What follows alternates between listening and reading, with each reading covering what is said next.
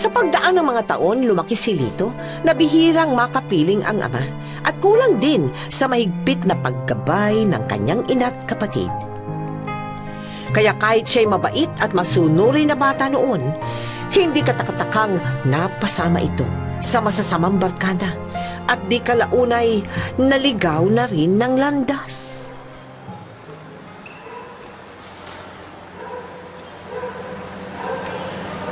Ano, Tol? Handa ka na ba? Oo naman. Nung natapos ka na ng elementary, hindi ka na nagpatuloy sa high school? Hindi na po. Hindi na. Ano nangyari sa buhay mo? Ako lang po. Dumiskarte lang po ng sarili ko po. Ano yung sabihin ng dumiskarte? Yung nag-aalabuhay lang po ng pang sarili ko rin po para makatulong din po sa nanay ko. Ano yung pinakagrabing nagawa mo? Pinakagrabing nagawa ko po yung bang-hold up po eh. Mang hold up? Hold up ka ng, ano ibig sabihin, may dala kang baril, may dala kang panaksak? Kutsilyo lang po. Ha? Kutsilyo. May dala kang kutsilyo. Mag-isa ka o barkada kayo? Kasama pong barkada. May kasamang barkada. Nakadisgrasya ka ba ng tao? Hold up to! O, pasensya na lang tayo. Hold up to, ha? Walang gagalaw! Op! Ano ba gamit to? Tol, bag! Takas ka pa eh. Lagay mo to. Bigyan niyo gamit niya dito. Takas ka. Uy, ikaw rin. Yung relos mo, lagay mo ron. Nung ginagawa mo yun, sa totoo lang ha, Lito, hindi ba umaanong konsyensya mo? Mahirap din yun eh, kaya nga naka-jeep yun eh. Di ba? Hindi nyo ba naiisip yun? Nakakawan din po ako kung bakit ginagawa ko sa tao kahit para-paras lang na po kami ng buhay. Tol, okay na to. Tingin mo. Para mo! Tol, tara. Tara, sibat!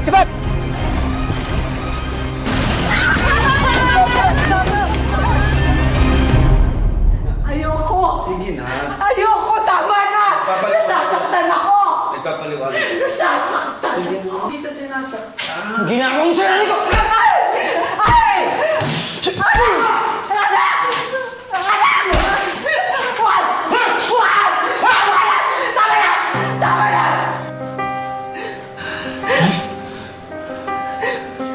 Anong sinasaktan mo ako? Patay mo ako ah! Ang mukha mo. Bakit kasi ngayon na kayo nagpakita?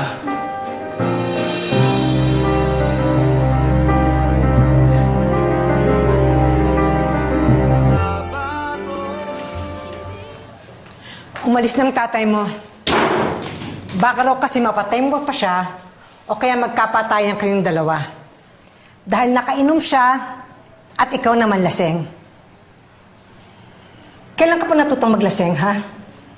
Talagang papatayin ko siya kapag sinaktan ka niya. Kung sa emosyon ng pag-uusapan, matagal niya na tayong sinaktan. Lito, hindi siya naging mabuting asawa sa akin at ama sa inyo. Pero hanggang ngayon, mahal na mahal ko pa rin siya. May tatanong ako sa inyo, ah. Pero gusto ko sabihin niyo sa akin yung totoo.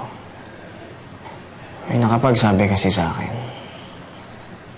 ang tatay daw magnanakaw. Kriminal.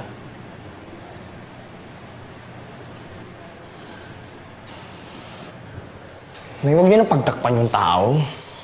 Alam mo dyan sa paglilihim niyo? Hindi ko alam kung sino kakapitan ko eh. Si Kuya nag-asawa na maaga, iniwan tayo. Ikaw, ano? Tinitiis mo mag-isa yung pagdurusa mo kay tatay? Alam niyo, hindi ko maintindihan. Bakit niyo ako hinayaang iduluhin siya kahit alam niyong masama siya? Na kriminal ang tatay. Alam niyo, siguro may pinagmanahan ako.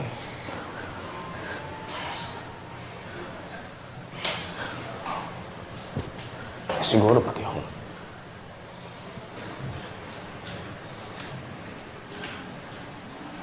Bakit, Lito? Ha? Anong ginagawa mo? Anong ginagawa mo?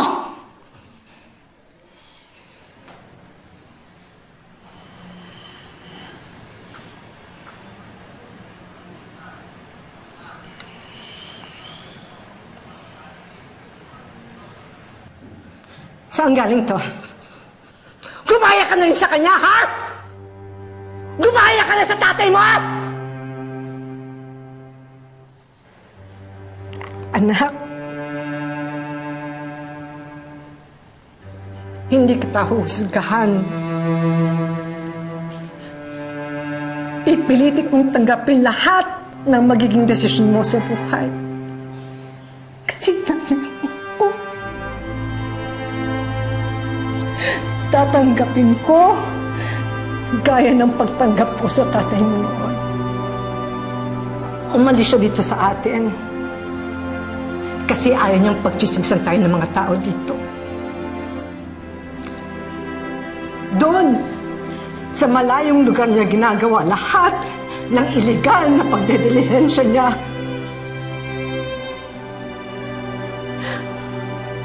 At lahat yun,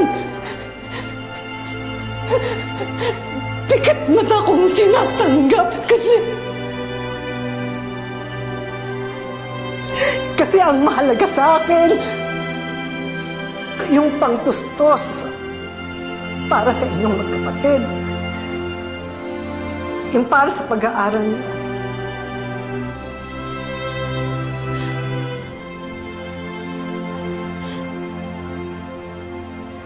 Anak, kung naging masama man kaming mga magulang sa inyo dahil naglihim kami, patangarin mo ako. Patawarin mo kami ng tatay mo.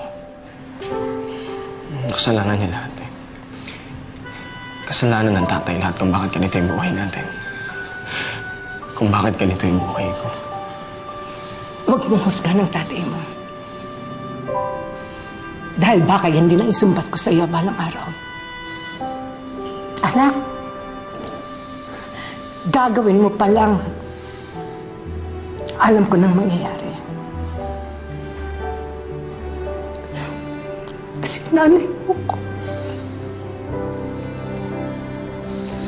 Kilalang kita, anak.